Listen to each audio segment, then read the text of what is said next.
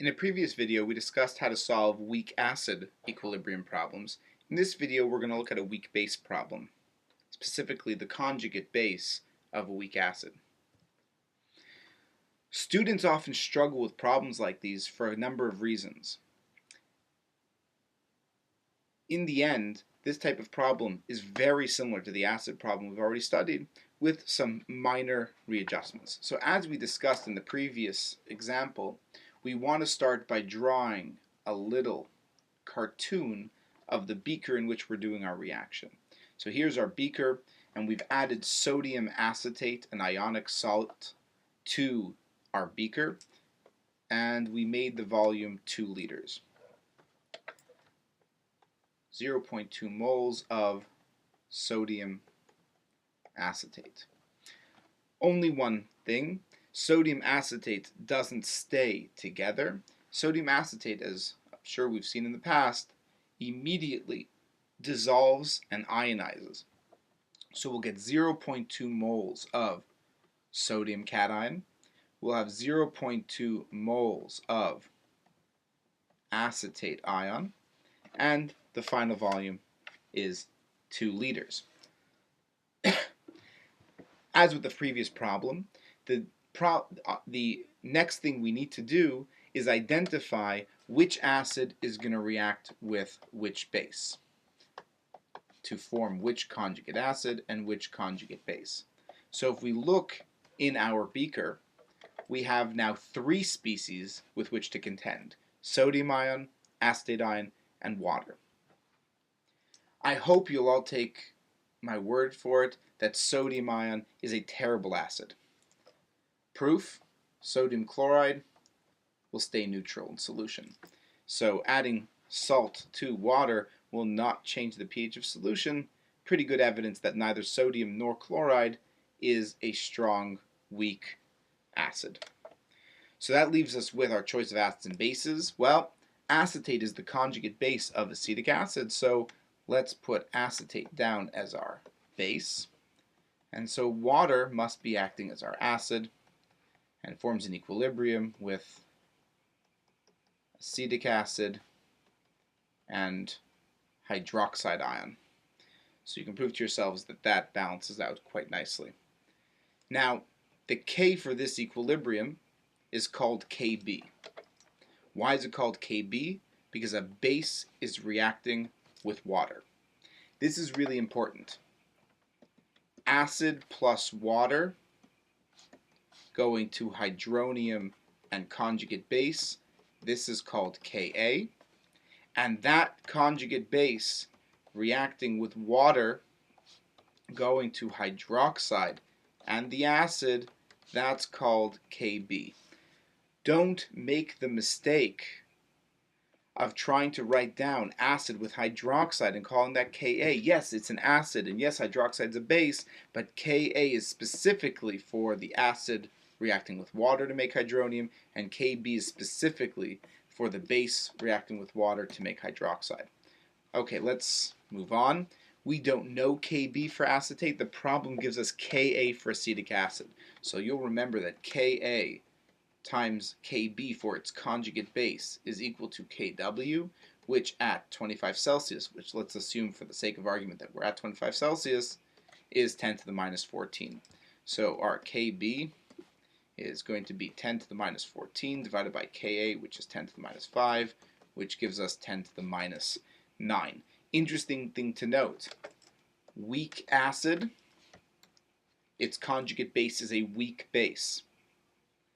Strong acids will have conjugate bases that are so weak that they aren't even able to change the pH of water. So they're worse of a base than water. Similarly, if there's an acid that is so weak that it can't change the pH of water, it must be that its conjugate base is very strong. You can prove this to yourselves by again looking at the relationship between Ka for an acid, Kb for its conjugate base, and Kw.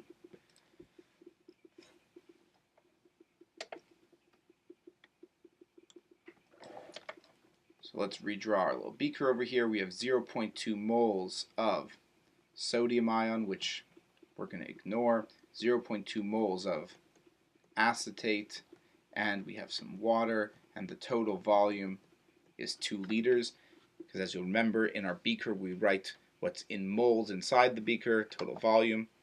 And now we know that the equilibrium we're studying is acetate reacting with water to make acetic acid and hydroxide ion. Let's make an ice table. I'm going to put a column for Q, because I like doing that. And let's get started. So the initial concentration of acetate, 0.2 moles divided by 2 liters is 0.1 molar. I look inside my beaker. I don't see any acetic acid, so there mustn't be any.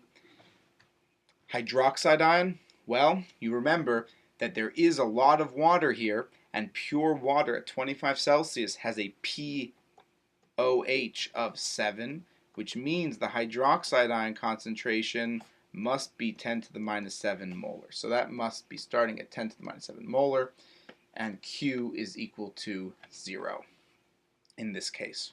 Because remember, the expression for Q is the activity of the hydroxide ion times the activity of the acetic acid divided by the activity of the acetate ion.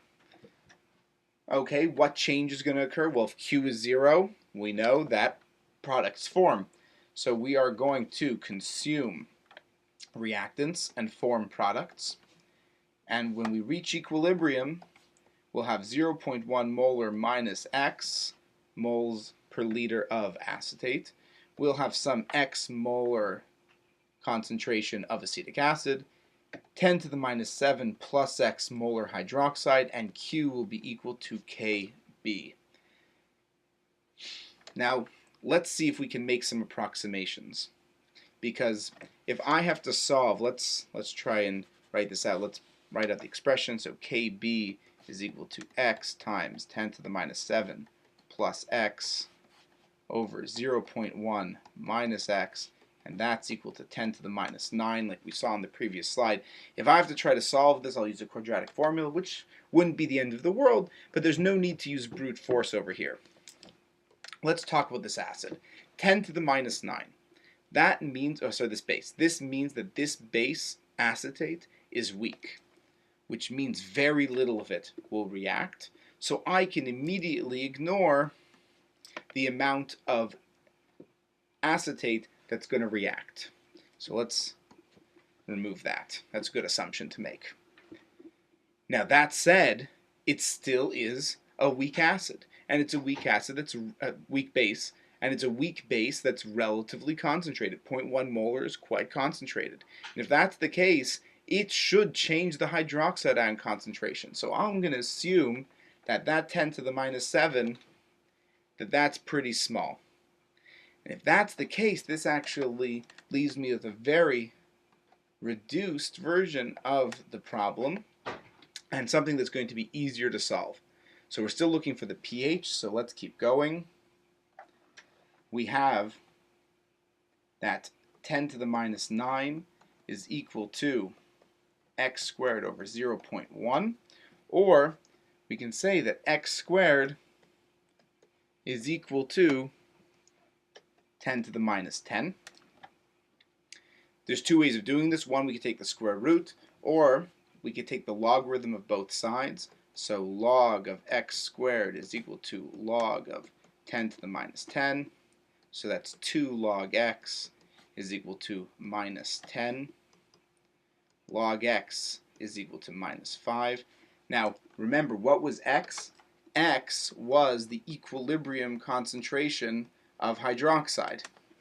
So this is equal to the log of the equilibrium concentration of hydroxide, or the negative pOH. So pOH is equal to 5. And at 25 Celsius, pH plus pOH is equal to 14. So the pH will be equal to 14 minus 5, which is equal to 9, 1 sig fig, 1 decimal place in my pH. the pH of my basic solution is 9. Let's just make sure that we are clear. Was our assumption that x is small compared to 0.1 good? Oh yeah, our assumption was quite good, because the x value, if we were to actually calculate this, x was 10 to the minus 5 molar. So 0.1 molar was much, much bigger than that. But this was much bigger than the 10 to the minus 7 molar that we'd assumed as well. So this is a base. Solving these problems can be a little bit more tricky than just starting with the acid, but hopefully if you follow these steps each time, you'll be successful.